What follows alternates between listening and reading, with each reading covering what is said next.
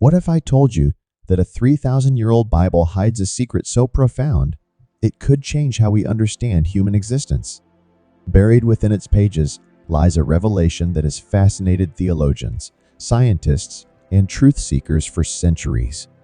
Today, we'll uncover the terrifying secret hidden in this ancient text and explore how it shapes our very purpose in the universe. Stay tuned. This journey into the unknown will leave you questioning everything. Are you ready? Let's dive in. First, we're made from the dust of the ground, something ordinary, lifeless, and so seemingly insignificant. But then, we're brought to life by the breath of God. Let that sink in for a moment.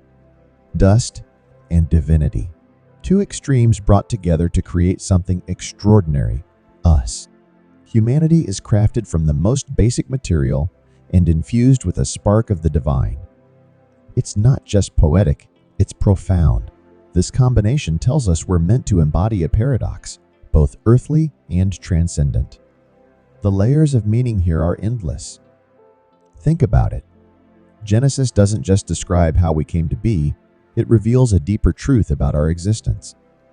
We're told we're formed from dust and will return to dust, hinting at a cyclical nature of life and death. It's more than just beautiful imagery, it's a reflection of who we are and the journey we're on. For centuries, theologians and philosophers have wrestled with the symbolism. To some, it reveals our limitations, a reminder that while we're imbued with divine potential, we're also bound by the constraints of our physical form. So, what does this mean for us? Dust and divinity coexist in every person, making us both ordinary and extraordinary. It's a humbling and empowering truth about the human experience. Have you ever stopped to wonder if humanity is destined to exist within certain boundaries, caught in an endless cycle of birth and death? At first glance, it might seem grim, our fate sealed in a loop we can't escape. But this raises a powerful question.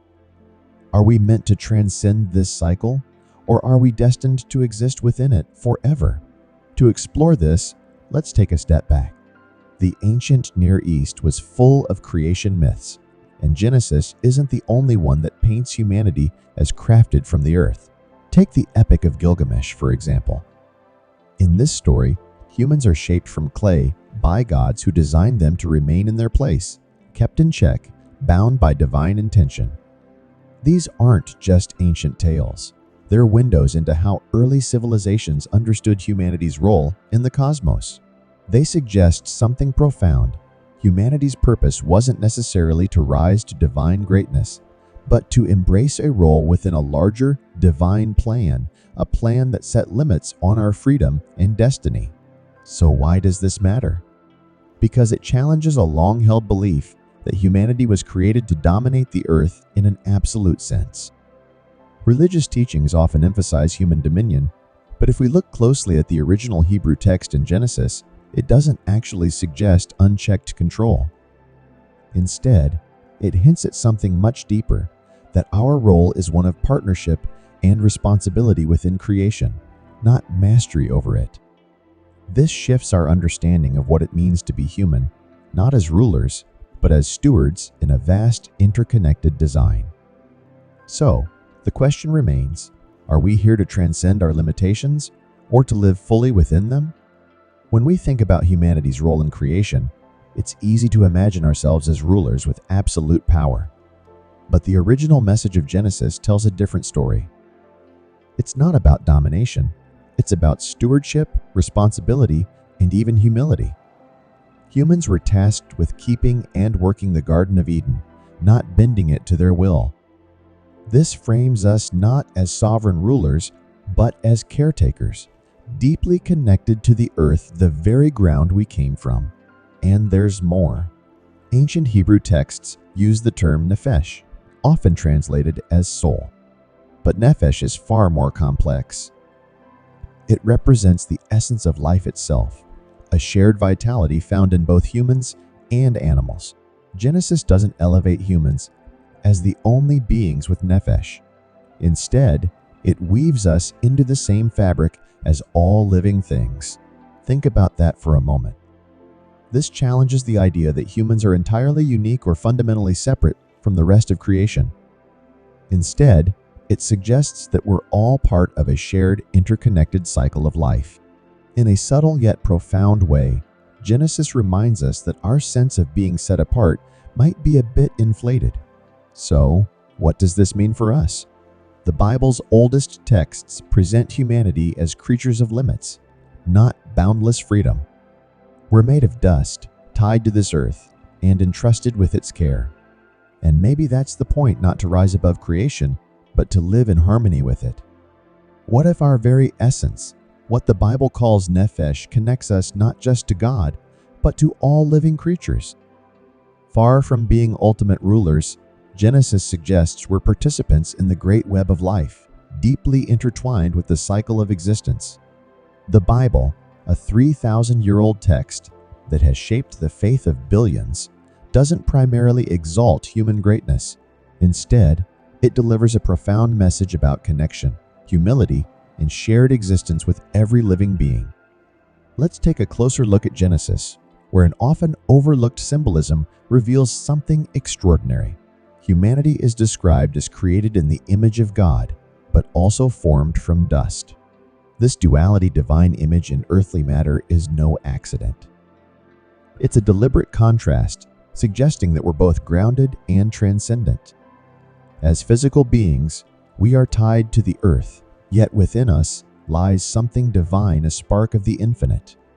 This dual nature sets up a profound tension, the human struggle between our material limitations and our spiritual potential. Sound familiar? It should. This idea isn't confined to the Bible. Many ancient philosophies, particularly in Eastern traditions, also reflect this concept.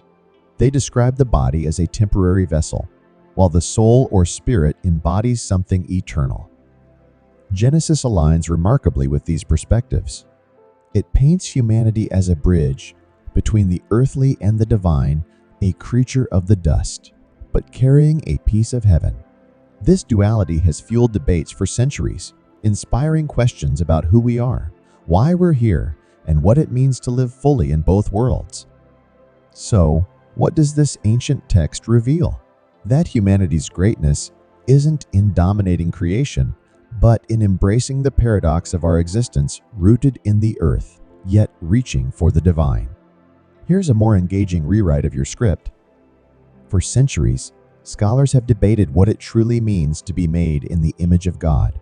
Most agree it's not about physical likeness, but about unique qualities, morality, creativity, and intellect. These faculties empower humans to act as stewards of the earth.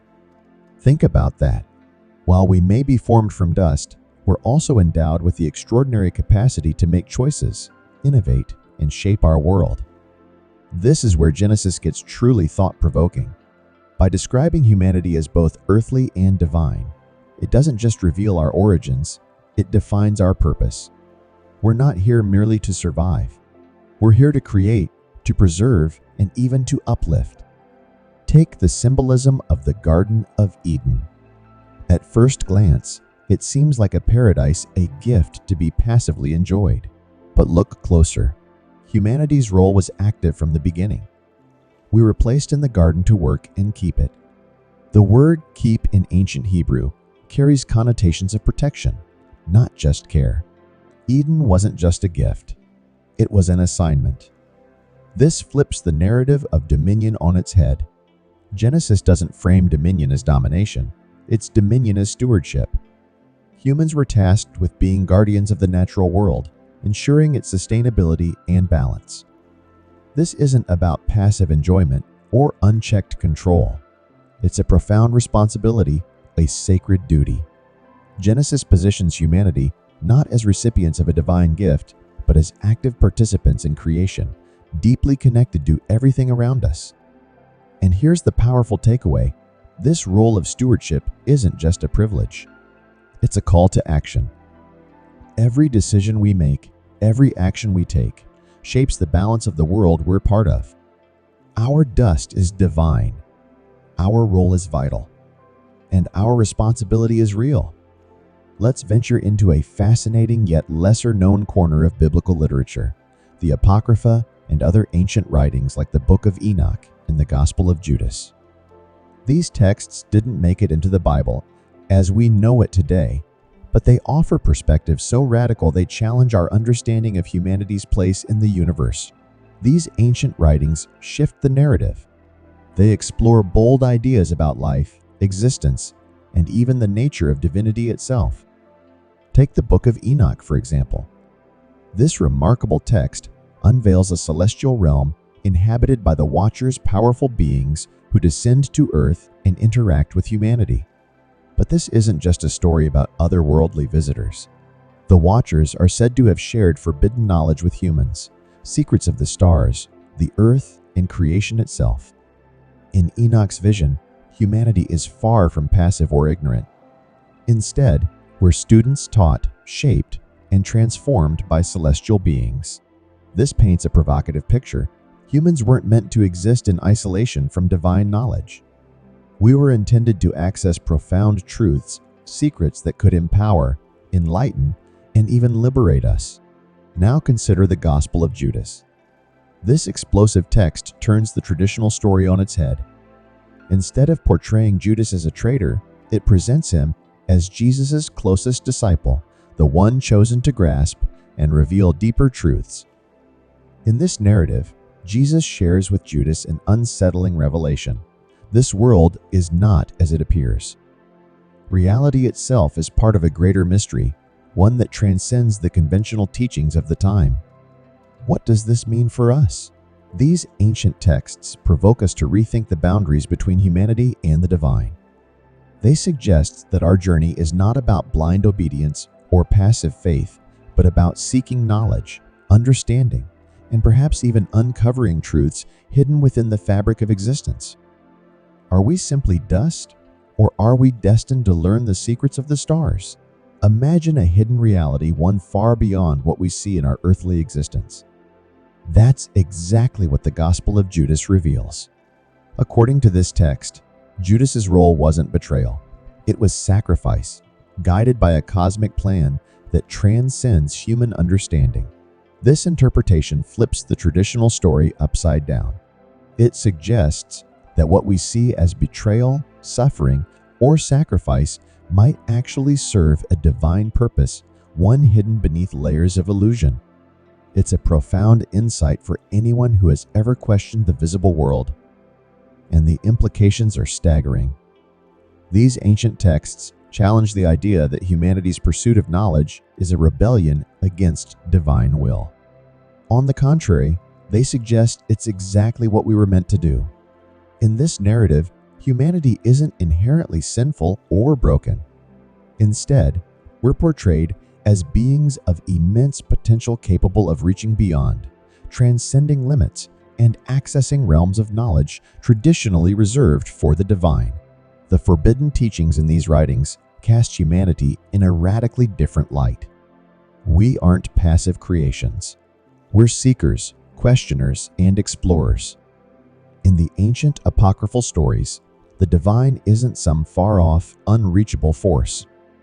It's something we are meant to pursue, uncover, and strive toward, even if the path is challenging and filled with trials. So what does this mean? It suggests a new way to view humanity's role, not as passive recipients of divine grace, but as active participants in a grand, cosmic journey of discovery. Let's dive deeper into one of the most fascinating revelations from these lost texts. Welcome to Blessovia Science TV, where we take you on an exhilarating journey through the cosmos and unravel the mysteries of science. We are excited to offer you the opportunity to become a valued member of our ever-growing community of cosmic enthusiasts and knowledge seekers. Exclusive access to cosmic content. As a member of Blessovia Science TV, you will gain exclusive access to a treasure trove of cosmic content, including documentaries, interviews with leading scientists, space missions updates, and awe-inspiring visualizations of the universe, live Q, and sessions with experts. Your membership will grant you the chance to participate in live Q and sessions with renowned scientists, astronomers, and space explorers. Get your burning questions answered by those who push the boundaries of human knowledge. Embark on a journey that spans the cosmos and join us in unraveling the secrets of the universe. Become a Blasovia Science TV member today, and together we will reach for the stars. Thanks for watching. Subscribe, like, and share. Don't forget to leave your comment.